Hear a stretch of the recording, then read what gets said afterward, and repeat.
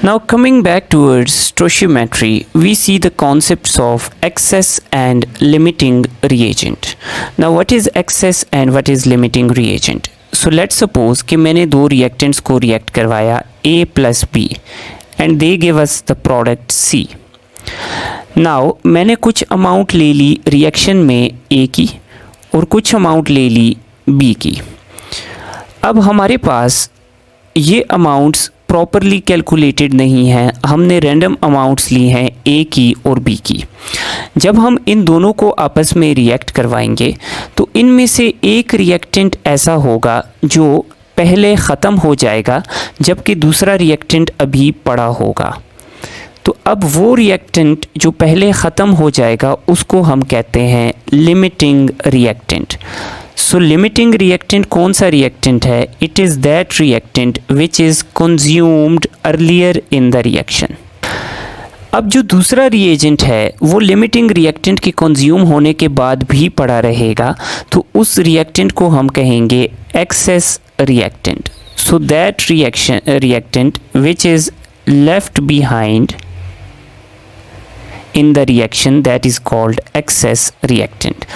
तो for example मैंने A और B लिए, तो B पहले कंज्यूम हो गया, A बच गया, तो B is limiting reactant, A is excess reactant. Now अब क्वेश्चन ये पैदा होता है कि प्रोडक्ट किसके मुताबिक बनेगा? तो product will be formed according to limiting reactant. तो प्रोडक्ट की अमाउंट को कंट्रोल करता है limiting reactant. So limiting reactant controls the amount of product. कैसे?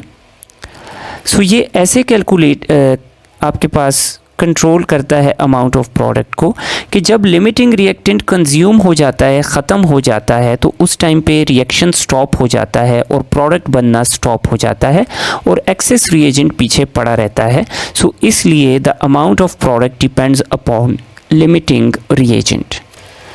So now let's see it through an example. I have carbon and oxygen. Both of them react to give me carbon dioxide. So this equation is balanced. Now अब मुझे question ये आ गया, normally आपको एक reactant देंगे और आपने उससे डायरेक्ट कैलकुलेशन करनी होगी. लिमिटिंग रिएजेंट के क्वेश्चंस में आपको दोनों रिएक्टेंट्स की अमाउंट दी होगी. तो for example I have 24 grams of carbon and 48 grams of oxygen. So अगर मैं इन दोनों को रिएक्ट करवाता हूँ तो द नेक्स्ट क्वेश्चन इज़ कि कितनी कार्बन डाइऑक्साइड प्रोड्यूस होगी, लिमिटिंग रिएजेंट कौन सा है, एक्सेस रिएजेंट कौन सा है, और रिएक्शन के बाद कितना एक्सेस रिएजेंट बचेगा. सो सबसे पहले क्वेश्चन पे आते हैं कि लिमिटिंग रिएजेंट को हम आइडेंटिफाई करें. सो सबसे पहले हम कार्बन को कन्वर्ट करते हैं इसके मोल्स में. तो 24 grams of carbon divided by molar mass of carbon that is 12 grams. So हमारे पास कार्बन के प्रेजेंट हैं 2 मोल्स. इसी तरह ऑक्सीजन के मोल्स निकालते हैं. Given mass is 48 grams and molar mass is 32 grams and it gives us 1.5 moles. So carbon के 2 मोल्स हैं और ऑक्सीजन के 1.5 मोल्स हैं. सो इस डेटा को हम स्टोइचियोमेट्रिक इक्वेशन के साथ कंपेयर करके लिमिटिंग रिएजेंट निकालेंगे. So according to equation 1 mole of carbon reacts with 1 mole of oxygen.